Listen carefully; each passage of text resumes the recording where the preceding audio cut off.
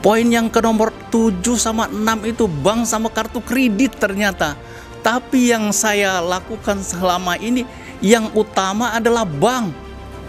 Karyawan saya sia-siakan, banyak dosa saya lakukan. Ternyata setelah datang di BPPR, ini salah yang saya lakukan selama ini. Salah benar yang saya lakukan. Ternyata setelah itu baru saya berintrospeksi diri. Oh, ini ternyata isi daripada BPTR.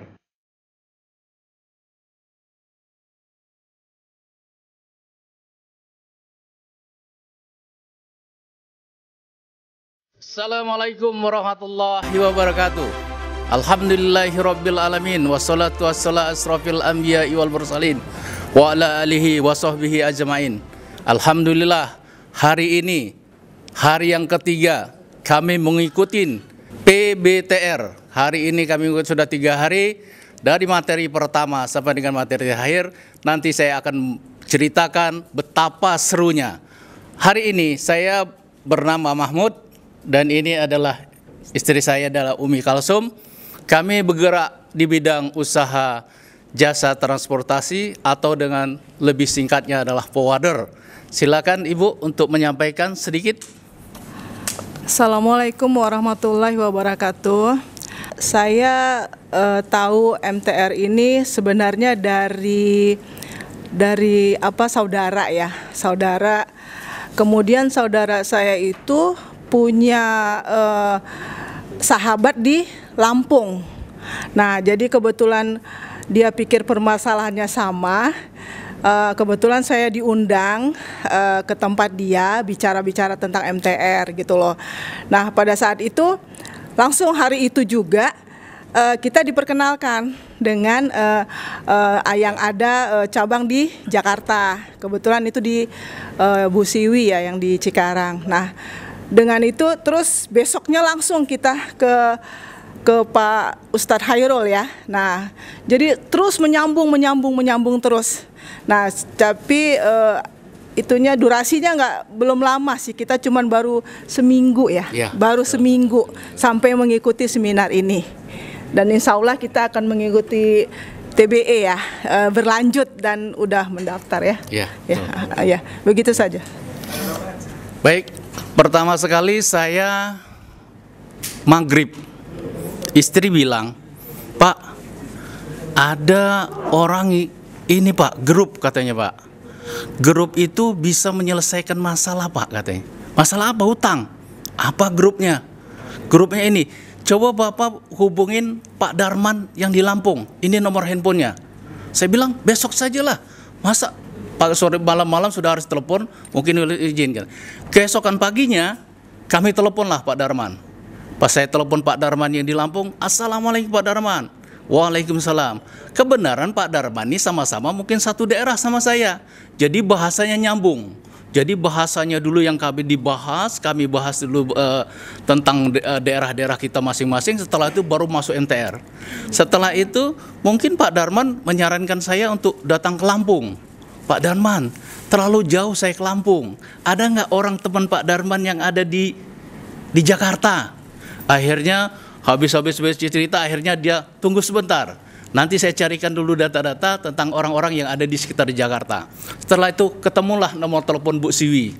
Setelah itu kami menghubungi Bu Siwi. Dengan hari itu juga Bu Siwi untuk segera menemuin dia. Kami telepon pagi, sore dia sudah pengen ketemu. Saya bilang, lillahi ta'ala perlu kita langsung ketemu. Langsung ketemulah kami ke Cikarang untuk ketemu Bu Siwi. Setelah ketemu dengan Bu Siwi, ngobrol-ngobrol tentang MTR segala macam, kita bahas apa-apa. Akhirnya Bu Siwi kelihatannya langsung merekomendasikan saya ke Pak Hairul.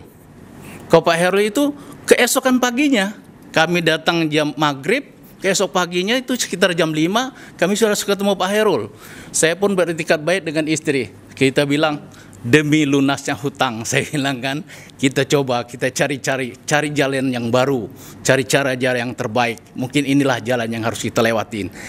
Besok pagi subuh-subuh kami sudah berangkat menuju rumah Pak Hairul. Setelah di sana kami disambut dengan rumah Pak Hairul. Assalamualaikum Pak Hairul. Iya, Di sana kami discuss banyak-banyak cerita tentang ini. Akhirnya saya pun banyak bercerita tentang itu. Setelah itu saya setiap ada kegiatan Pak Hairul, saya diajak terus. Mulai dari air minum gratis, saya datang ke sana. Terus ada lagi kegiatan pengajian, saya ikut. Ada kegiatan peresmian Hafiz Quran, saya juga ikut. Ada pengajian di Jati Makmur, saya juga ikut. Padahal saya belum pernah ikut training BTPR, TBE, segala macam belum. Tapi saya sudah ikutin kegiatan-kegiatan itu. Akhirnya berdekatan tanggal, seharusnya saya kan ikut TBE dulu. Tapi karena nomor itu kan paham, saya telepon, selamat siang, akhirnya kamu ikut. Mungkin hari Selasa nanti kami pun akan jalan untuk ngikutin TBE. Hari pertama itu mungkin kita diajarkan tuh tentang adab ya Pak, adab-adab kita, terus tentang apa yang kita lakukan sehari-hari yang selama ini kita anggap itu biasa-biasa saja. Ternyata kita lihat, oh ya, seperti kayak cara kita minum, makan, atau dengan sikap-sikap kita, hal-hal yang kita anggap sepele gitu loh. Oh ternyata ini ada loh sebenarnya pelajarannya yang memang harus kita ikutin. Itu satu. Kedua, hal-hal yang kita anggap sepele, meninggalkan ibadah-ibadah kita, lalai. Nah itu mungkin ya kita sebagai orang-orang yang mungkin sibuk atau apa, oh iya ya ternyata kita selama ini lalai gitu loh. Nah terus hari kedua ya, hari kedua itu tentang cara untuk membayar hutang ya. Nah jadi posisinya ini konvensional ya, yang untuk konvensional, oh begini cara-cara membayar hutang, dan selama ini kita melakukan riba gitu loh, yang jelas-jelas mungkin dulu kita nggak pernah tahu. Nah kemudian hari ini tentang sama sih sebenarnya, cuman ini untuk yang syariah gitu loh.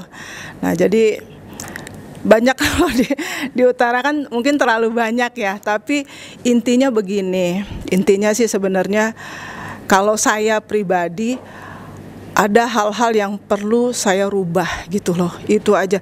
Nah jadi kalau tentang hal yang lainnya mungkin benar yang kata coach itu bonus ya. Nah yang terpenting, oh ya saya sudah melakukan hal ini selama ini yang saya tidak lakukan, pendekatan saya kepada Allah, kepada keluarga, tetangga, saudara, orang tua, itu banyak sekali gitu loh. Nah jadi nanti mungkin insya Allah bonusnya hutang saya bisa selesai, itu subhanallah, nggak tahu bilangnya seperti apa. Mungkin gitu aja ya. Baik, saya menambahkan, untuk poin yang paling saya dapatkan yang paling tajam itu adalah skala prioritas kita untuk membayar hutang. Pertama, karyawan ternyata.